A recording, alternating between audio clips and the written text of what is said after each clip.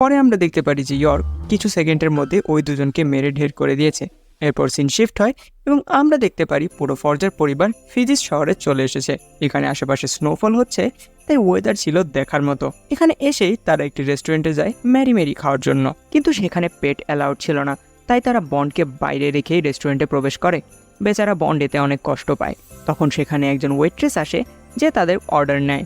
আনিয়ার সামনে বিভিন্ন ধরনের খাবার দেখে আনিয়া তো খুশিতে পাগল হয়ে যায়, কিন্তু বেচারা বন্ড বাইরে থেকে সেসব খাবার দেখে আফসোস করছিল, কারণ তাকে এই ঠান্ডার মধ্যে বাইরেই রেখে যাওয়া হয়। ঠিক তখনই সেই ওয়েট্রেসটি এসে বন্ডের জন্য কিছু খাবার দিয়ে যায়। এতে বন্ড খুশি হয়ে সেই খাবারটি খেতে শুরু করে।